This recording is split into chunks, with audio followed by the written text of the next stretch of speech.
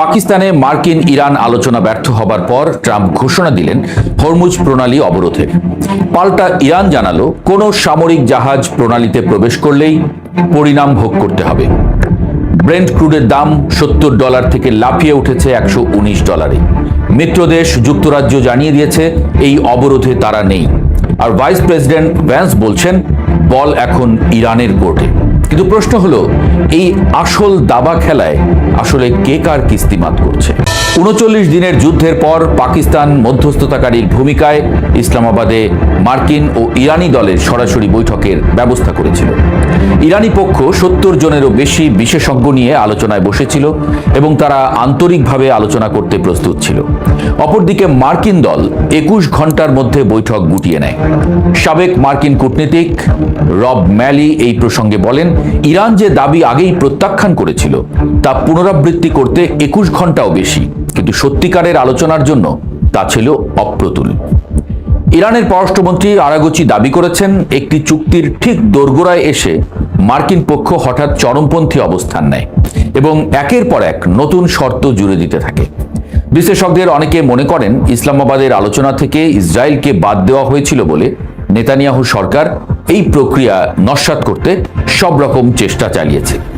Trump নিজেই স্বীকার করেছেন যে আলোচনায় উল্লেখযোগ্য অগ্রগতি হয়েছিল, কিন্তু পরমাণু ইস্যুতে ইরানকে পুরোপুরি নতি স্বীকার করাতে না পারায় শেষ পর্যন্ত তিনি পিছু হটেন। আলোচনা ভেঙে পড়তেই ট্রাম্প ঘোষণা দিলেন হরমুজ প্রণালীতে পূর্ণ অবরোধের। কিন্তু বিশ্লেষকরা বলছেন এই সিদ্ধান্ত ইরানের চেয়ে ওয়াশিংটনের মিত্রদেরই বেশি ক্ষতি করবে। প্রণালী দিয়ে যে 3টি ট্যাঙ্কার পার হয়েছিল সেগুলো ইরানের নয়, সেগুলো কুয়েত, সংযুক্ত আরব আমিরাত ও সৌদি আরবের তেল বহন করছিল। ওয়াশিংটনের থিঙ্ক ট্যাঙ্ক ডিফেন্স প্রায়োরিটিজের পরিচালক জেনিফার কাভানা বলেছেন, প্রণালী সম্পূর্ণ বন্ধ করলে তেলের দাম আরও অনেক বেড়ে যাবে এবং আন্তর্জাতিক সম্প্রদায়ের চাপ মার্কিন যুক্তরাষ্ট্রের উপরে পড়বে। সমুদ্রপথে বিশ্বের তেল রপ্তানির প্রায় 1/4 এবং বৈশ্বিক তরলীকৃত প্রাকৃতিক গ্যাস সরবরাহের প্রায় 1/5 এই প্রণালী দিয়ে পরিবাহিত হয়। ইরান ফেব্রুয়ারির শেষ থেকে প্রণালী কার্যত বন্ধ করে রেখেছে। জনস হপকিন্স বিশ্ববিদ্যালয়ের অধ্যাপক ভালি নাসর বলছেন, ইরানের জন্য এই অবরোধ মোটেও মাথা ব্যথার কারণ নয়, উল্টো এটি বৈশ্বিক অর্থনীতির উপরে ইরানের শ্বাসরোধী দখলকে আরো দীর্ঘায়িত করবে এবং ইরান চাইলে বাবেল মানদেবও বন্ধ করে লোহিত সাগরের বাণিজ্য পথ আটকে দিতে পারে। এদিকে যুক্তরাজ্য স্পষ্ট জানিয়ে দিয়েছে, ইরানি বন্দর অবরোধে ট্রাম্পের সামরিক পদক্ষেপে ব্রিটিশ নৌবাহিনী অংশ নেবে না। লন্ডন বলেছে তারা হরমুজ প্রণালীতে মুক্ত নৌ চলাচলের নীতিকে সমর্থন করে, কারণ এটি বৈশ্বিক অর্থনীতি এবং ব্রিটিশ নাগরিকদের জীবনযাত্রার ব্যয় নিয়ন্ত্রণের জন্য অপরিহার্য। ঐতিহাসিকভাবে সবচেয়ে বিশ্বস্ত মিত্রের এই অবস্থান ট্রাম্প প্রশাসনের জন্য কূটনৈতিকভাবে বড় ধাক্কা। গালফ কোঅপারেশন কাউন্সিলের দেশগুলোর মধ্যেও বিভাজন স্পষ্ট হয়ে উঠেছে। সংযুক্ত আরব আমিরাত এবং বাহরাইন কাজ শেষ করার পক্ষে, কিন্তু কাতার ও ওমান শান্তির দিকে হেলে আছে। এই অভ্যন্তরীণ বিভাজন প্রমাণ করে যে ট্রাম্পের আক্রমণাত্মক নীতি তার নিজের শিবিরেই ফাটল ধরিয়েছে। এদিকে 39 দিনের বোমা বর্ষণের পরও ইরান নাকি আরও শক্তিশালী, বিশ্লেষকরা অন্তত তাই বলছেন। মার্কিন গোয়েন্দা মূল্যায়ন বলছে 13,000-এরও বেশি হামলার পরও ইরানের কাছে এখনও অর্ধেক রকেট লঞ্চার এবং ড্রোন অবশিষ্ট আছে এবং ভূগর্ভস্থ লঞ্চার থেকে হাজার হাজার ক্ষেপণাস্ত্র নিক্ষেপের সক্ষমতা রয়েছে।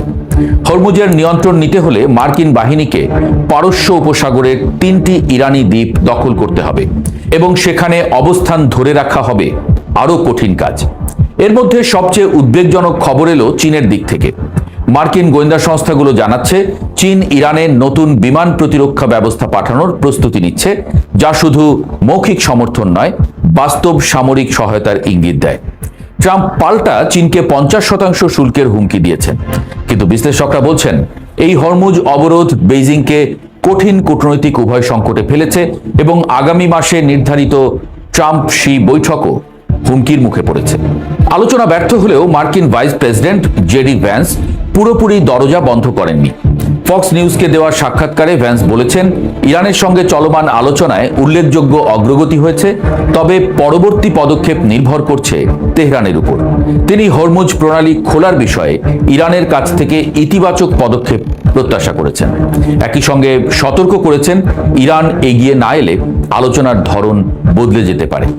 ভ্যান্স ইরানের হরমুজ অবরোধকে অর্থনৈতিক সন্ত্রাসবাদ বলে চিহ্নিত করে বলেছেন, কোনো ইরানি জাহাজ দেশ ছাড়তে পারবে না, এই নীতিও প্রয়োগ করা হবে। কিন্তু কূটনীতির ভাষায় একসঙ্গে আলোচনার দরজা খোলা রাখা এবং অবরোধের হুমকি দেওয়া, এই দ্বৈত নীতি তেহরানের কাছে কতটা বিশ্বাসযোগ্য তা নিয়ে সন্দেহ আছে। মধ্যপ্রাচ্য বিশেষজ্ঞ ডেভিড হার্স্টের মতে, ইরানের সঙ্গে সম্পর্কে ট্রাম্প এখন ঠিক সেই অবস্থানে পৌঁছেছেন যেখানে গাজা যুদ্ধের পর নেতানিয়াহু নিজেকে আবিষ্কার করেছিলেন। যুদ্ধ শেষ হওয়ার সঙ্গে সঙ্গে নিজের দেশেই তাকে ব্যাপক সমালোচনার মুখে পড়তে হবে, কারণ লক্ষ্যমাত্রা পূরণ হয়নি। ট্রাম্প শিবিরের মধ্যেও এই যুদ্ধ নিয়ে ফাটল দেখা যাচ্ছে। ইরান যে শুধু টিকে আছে তা নয়, ৩৯ দিনে সে তার কৌশলগত অবস্থান আরও মজবুত করেছে। হরমুজের নিয়ন্ত্রণ, বিশ্ব জ্বালানি বাজারে কর্তৃত্ব, রাশিয়া ও চীনের নৈতিক ও বস্তুগত সমর্থন এবং প্রক্সি শক্তির সক্রিয়তা, সবকিছু মিলিয়ে তেহরান এখন একটি জটিল বহুমাত্রিক যুদ্ধ লড়ছে। ওয়াশিংটনের পক্ষে শুধু বিমান হামলা আর নৌ অবরোধ দিয়ে এই সমীকরণ বদলানো সহজ নয়, এমনটাই বলছেন বিশ্লেষকরা। বিশ্লেষকদের মতে এই মুহূর্তে 3টি পথ খোলা। 1, ইরান নমনীয় হয়ে নতুন করে আলোচনায় বসে এবং হরমুজ আংশিকভাবে উন্মুক্ত হয়। 2, ট্রাম্প সত্যিই সামরিক পদক্ষেপ নেন এবং সংঘাত আরো বড় আকার ধারণ করে। 3, উভয় পক্ষ বর্তমান অচলাবস্থায় আটকে থাকে এবং বিশ্ব অর্থনীতি ক্রমশ চাপে পড়তে থাকে। বিশ্লেষকদের অধিকাংশই তৃতীয় পথটিকেই সবচেয়ে সম্ভাব্য বলে মনে করছেন, অন্তত আপাতত। আর এই অচলাবস্থায় সবচেয়ে লাভবান হচ্ছে ইরান। প্রতিটি দিন যায়, প্রতিটি ব্যর্থ আলোচনায়, প্রতিটি বাতিল হুমকিতে তেহরানের দর কষাকষির শক্তি বাড়ে, আর ট্রাম্পের কাছে থাকা বিকল্পের সংখ্যা কমতে থাকে। দাবা বোর্ডে এখন যে চাল চলছে তাতে কিস্তিমাতের ঝুঁকি কার বেশি, ওয়াশিংটনই সেই প্রশ্নের জবাব দিতে পারছে না।